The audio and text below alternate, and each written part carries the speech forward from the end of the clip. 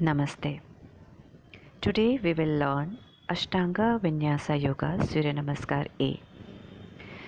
So the first step, we are lifting your arms up.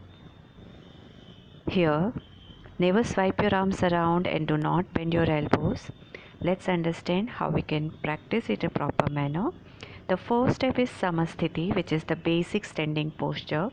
We stand with the base of our big toes touching and the heels slightly apart so that the feet are parallel.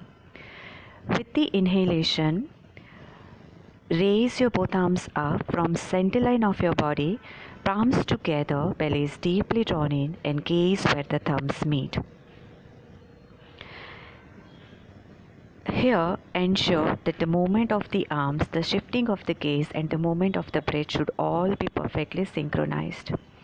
The second step, when we are practicing the second step, the forward bend, ensure that it begins with the pelvis to tip forward.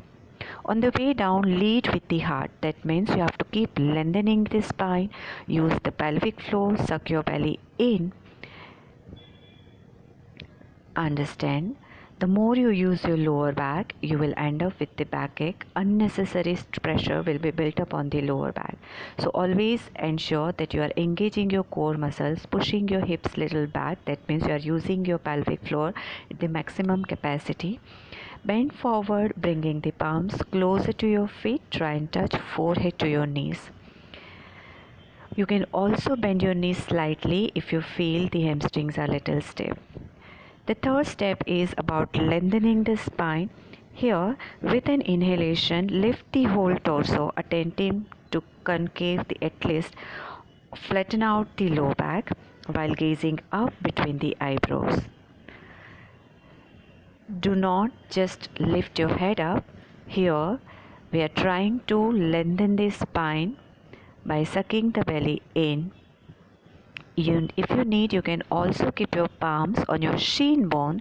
That will give you a lot of confidence to move further. The next step is Chaturanga. With the beginning of the exhalation, firmly ground your hands and then take your legs back for plank position. Here, do not sink your lower back or hips, otherwise you will be unnecessarily creating the pressure on your shoulders. Let's understand, when you are practicing Chaturanga, keep the upper body straight, protract your shoulders, move your toes forward, exhale, bend your elbows, lower down your upper body. This is what Chaturanga Dandasana is. This is a little difficult posture. If you feel that this is not happening, you can always use the variation. For variation, exhale, bring your knees down on your mat and then lower down your upper body, keeping the chest lifted off the floor. For the next step, which is Urdhva Dandasana, initiate the movement with an inhalation. Straighten your arms and draw your chest forward, rolling the toes over until the feet point away from you.